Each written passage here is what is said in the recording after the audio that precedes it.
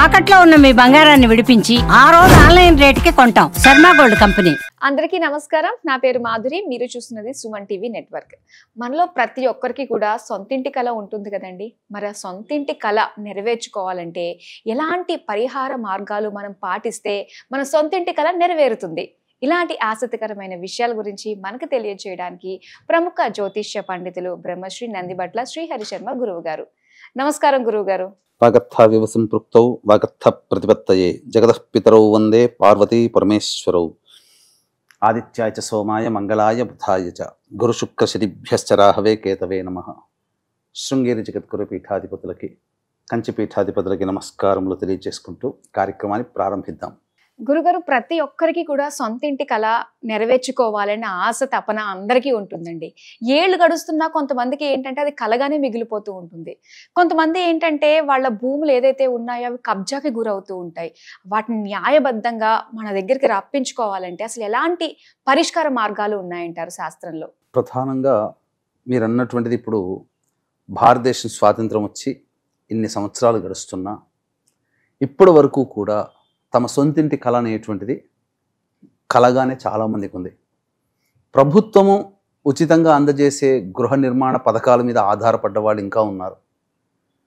అయినప్పటికీ కూడా వాళ్ళకి సరైన న్యాయం దొరకట్లేదు. ఆ కళ మీరు అన్నట్టుగా కలగానే మిగిలిపోయింది.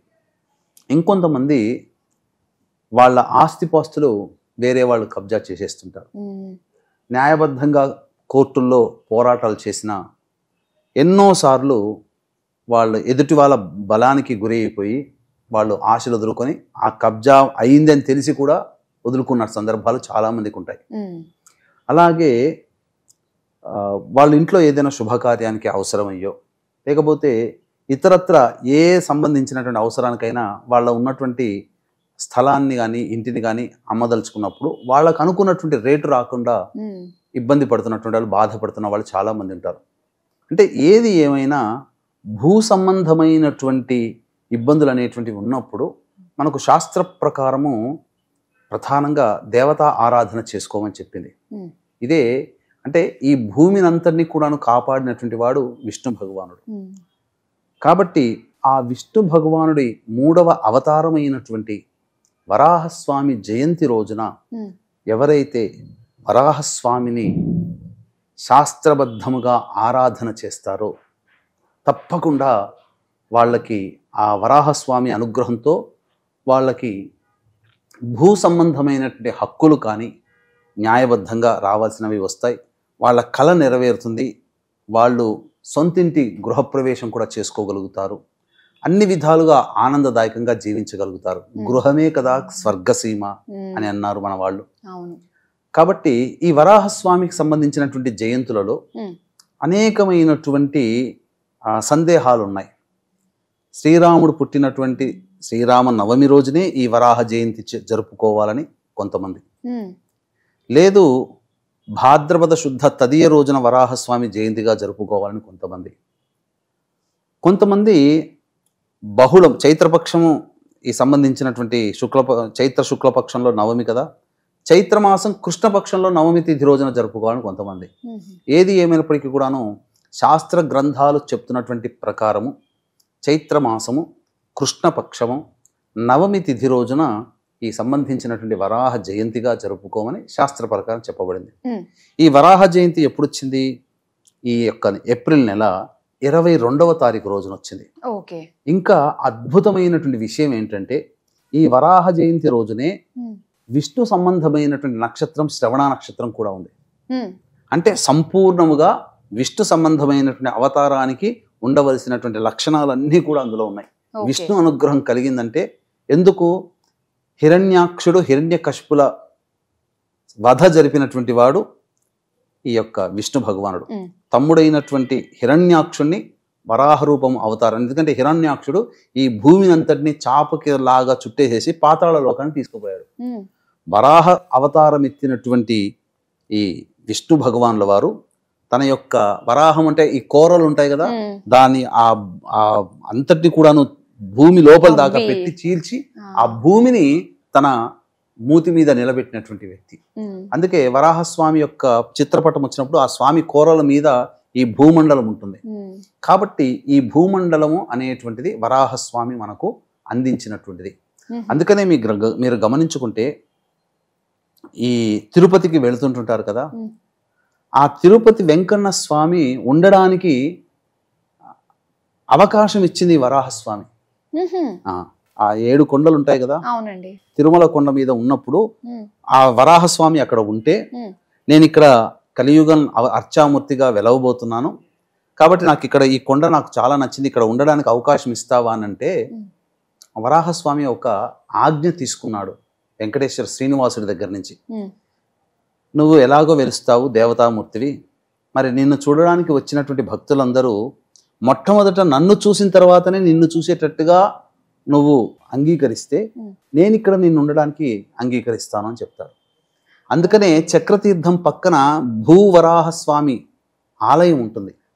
చాలా మంది ఈ తిరుపతికి వెళ్ళినటువంటి వాళ్ళు చేసే తప్పిదం ఏంటంటే 300 టికెట్ కొనుక్కుంటారు, దర్శనానికి సమయం ఉంటుంది, ఆ సమయానికి ఉత్సాహంతో దర్శించుకోవాలనే తపనతో ఈ నియమాన్ని పక్కకు పెట్టి తెలిసిన వాళ్ళు తెలియని వాళ్ళు చాలా మంది డైరెక్ట్ గా వెళ్ళి స్వామిని దర్శించుకుంటారు.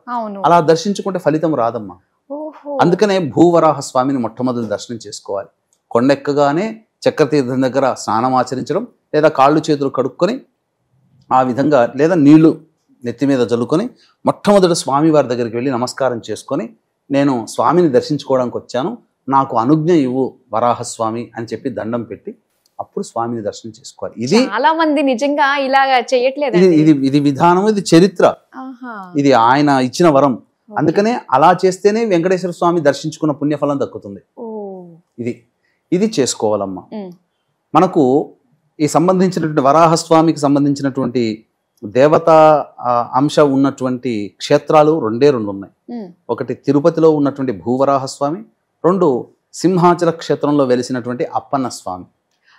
కాబట్టి వరాహ జయంతి 22వ తారీఖు అయింది కావున ఆ రోజున కొన్ని నియమాలు అనేటువంటివి పాటించుకోవాలమ్మా. అవి ఎలాంటి నియమాలు గురుగారు? ఏం చేయాలంటారు? ఏం చేయాలి? ఈ స్వామిని మనము కొంత కలశంలో ఆవాహన చేసుకొని ఒక మంత్రం ఉంటుంది, ఆ మంత్రం కూడా తెలియచేస్తాను.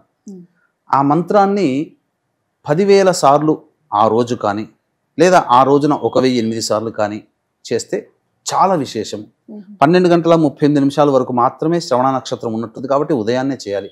ఉదయాన్నే కాలకృత్యాదులు తీర్చుకొని చక్కగా ఒక విష్ణు పటం లేదా వరాహస్వామి చిత్రపటం దొరికితే చాలా విశేషం. దొరకకపోతే విష్ణు పటం పెట్టుకొని పూలమాల వేసిన తర్వాత అప్పుడు ఒక కలశం, ఆ రాగి కలశం, ఆ రాగి కలశంలో అష్టగంధాలు వేసి మంచినీరు వేసి, తదనంతరం ఈ సంబంధించినటువంటి పంచపల్లవాళ్ళు మేడి, మర్రి, జువ్వి, మోదుగా, రావి, ఈ 5 సంబంధించినటువంటి చిగుళ్ళు ఆ విధంగా ఆకులు పెట్టి కలశంలో దాని మీద కొబ్బరికాయ పెట్టడం. ఇవేవీ లేకపోతే కనీసము మామిడి ఆకులైనా పెట్టి మధ్యలో తులసి పెట్టైన తులసి సంబంధించిన పత్రాలు కూడా పెట్టి కలశం పెట్టి, అప్పుడు కలశం మీద జాకెట్ పెట్టి ఆ యొక్క మొట్టమొదటిలో గణపతి స్వామిని ఆరాధన చేసి సంకల్పం చెప్పుకొని గృహప్రవేశం చేసుకోవాలనే ఉద్దేశము, నూతన గృహం కావాలనో, ఉన్న ఇల్లు అమ్ముకోదలుచుకున్న మంచి రేటు రావాలనో, లేకపోతే కబ్జా అయినటువంటిది మనకు రావాలనో సంకల్పం పెట్టుకోవాలి. సంకల్పం పెట్టుకొని గణపతి పూజ అవన్నీ చేసిన తర్వాత తదనంతరం అప్పుడు ఆ కలశంలోకి భూదేవిని, వరాహస్వామిని, విష్ణుమూర్తిని, లక్ష్మీదేవిని ఆవాహన చేయాలి. నవగ్రహాల్లో ప్రధానంగా విశేషంగా కుజుడిని కూడా ఆవాహన చేయాలి. చేసిన తర్వాత అప్పుడు ఈ సంబంధించినటువంటి వరాహస్వామి అష్టోత్తరం ఉంటుంది, కలశంలో అష్టోత్తర పూజ చేయాలి.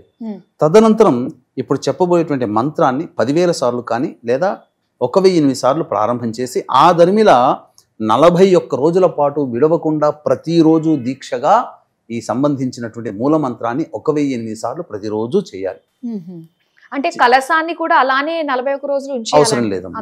ఆ మొట్టమొదటి వరకు ఆ విధంగా కలశాన్ని పెట్టుకుంటే మంచిది.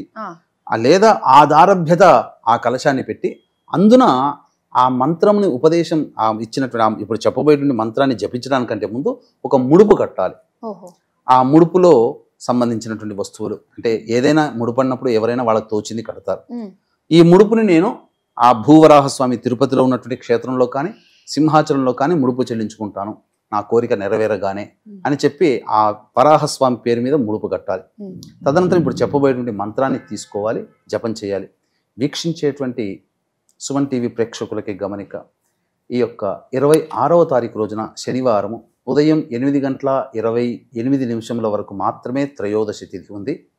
ఈ సంవత్సరం శని త్రయోదశిలో ఒక 4 మాత్రమే ఉన్నాయి. అందున మొట్టమొదటిది ఇప్పుడు మీనరాశిలోకి శని సంచారం చేస్తున్నటువంటి కారణం చేత కుంభమీన మేషరాశి వారికి ఏలినాటి శని, మిథున రాశి వారికి కంటక శని, సింహరాశి వారికి అష్టమ శని, ధనుస్సు రాశి వారికి అర్ధాష్టమ శని, అలాగే కర్కాటక రాశి వారికి, వృశ్చిక రాశి వారికి యోగ శని, కన్యా రాశి వారికి దాంపత్య శని. వెరసి మేష, మిథున, కర్కాటక, సింహ, కన్య, వృశ్చిక, ధనస్సు, కుంభ, మీన రాశుల్లో జన్మించినటువంటి వారికి ఈ శనిదోష ప్రభావం ఉంది. కావున తెల్లవారుజామున 5 గంటలకి ఈ యొక్క కార్యక్రమం ఈ యొక్క రాశిలో జన్మించినటువంటి వారికి శనిదోష నివారణార్థమై శనీశ్వర హోమము, అఘోర పాశుపత మంత్ర హోమంతో పాటు వివాహం కాని అబ్బాయిలకి అమ్మాయిలకి సంబంధించినటువంటి హోమాది కార్యక్రమాలు మరియు అనారోగ్య సమస్యల నివారణకి సంబంధించినటువంటి హోమాలు అనేటువంటివి చేయించడం జరుగుతుంది. అవకాశం ఉన్న వాళ్ళు ఈ కార్యక్రమ తదనంతరం కాంటాక్ట్ చేసి మీ గోత్రనామాలు నమోదు చేసుకోవచ్చు. ఈ కార్యక్రమంలో విశేషముగా శక్తిపాతము చేయబడినటువంటి శంకరుంగలి మాల అనేటువంటిది మీకు అందివ్వడం జరుగుతుంది. కాబట్టి ఇట్టి అవకాశాన్ని అందరూ వినియోగించుకోండి. మహాశక్తివంతమైనటువంటిది. కాలసర్పదోషాలు, తరతరాల సంబంధించినటువంటి తరాల నుంచి వస్తున్నటువంటి దోషాలు అవన్నీ కూడా తొలగిపోతాయి. ముఖ్యంగా వాహనాన్ని నడిపేటప్పుడు మీకు ఆకస్మిక ప్రమాదాలు, గండాలు కలగకుండా ఆ మాల ధరించిన వ్యక్తిని రక్షిస్తుంది అని చెప్పవచ్చు. ఇక ఆ మూలమంత్రం ఏంటంటేనమ్మా, అందరూ ఈ యొక్క మూలమంత్రాన్ని చక్కగా వినండి, రాసుకోండి.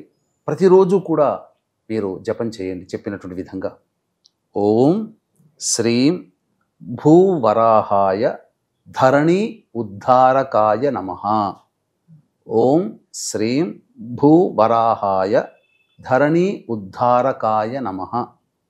ఓం శ్రీం భూవరాహాయ ధరణి ఉద్ధారకాయ నమః.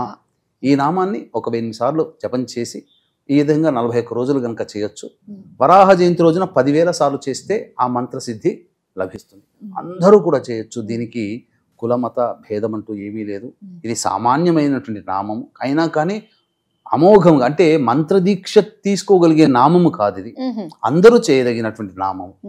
కాబట్టి అందరూ సామాన్యం అంటే ఏదో పనికిరాందని కాదమ్మా. సామాన్యం అంటే నేను చెప్పే ఉద్దేశంలో కొన్ని ఉపాసనా మంత్రాలు గురువు దగ్గరనే తీసుకోవాలి. ఇది అందరూ చేయగలిగినటువంటి నామము అనే ఉద్దేశంతో చెప్పాను. కాబట్టి చక్కగా అందరూ దీన్ని పాటించి సత్ఫలితాలు పొందండి. ఈ యొక్క నామాన్ని జపించి ఎంతోమంది పూర్వకాలంలో తమ యొక్క గృహము అనేటువంటి కోరికను నెరవేర్చుకున్న వాళ్ళు ఉన్నారు. కాబట్టి మీరు కూడా ఈ యొక్క చక్కటి నియమాన్ని సశాస్త్రీయముగా పాటించండి. విశ్వాసం ఉంచి నమ్మకంతో చేయండి. మీ కోరిక నెరవేరుతుంది. నెరవేరగానే తిరుపతిలో ఉన్నటువంటి భూవరాహ స్వామికి కానీ, సింహాచలంలో వెలిసినటువంటి వెంకట అప్పన్న స్వామికి కానీ మీ ముడుపుని చెల్లించుకోండి. తప్పకుండా మీకు మంచి జరుగుతుంది. మీ మంచి జరిగితే నాకు చాలా సంతోషము. అవకాశం ఉంటే 26వ తారీఖు రోజున ఈ చెప్పినటువంటి రాశుల్లో జన్మించినటువంటి వారికి గోత్రనామాదులతో జరిగే శనిదోష నివారణ పూజల హోమాల్లో పాల్గొనే ప్రయత్నం చేయండి. ఇంకా మీకు మంచి జరుగుతుందని చెప్పవచ్చు. చాలా సంతోషం గురుగారు. అంటే ప్రతి ఒక్కరికి కూడా సొంతింటి కళ నెరవేర్చుకోవడానికి తాపత్రయపడుతూ ఉంటారు. దానికి 41 రోజుల దీక్షగా ఈ రోజు వరాహ జయంతి రోజు కనుక ప్రారంభించినట్లయితే ప్రతి ఒక్కరి సమస్య తీరుతుందని చాలా చక్కగా మాకు తెలియజేసినందుకు ధన్యవాదాలు. సర్వం శ్రీ ఉమామహేశ్వర పరబ్రహ్మార్పణమస్తు.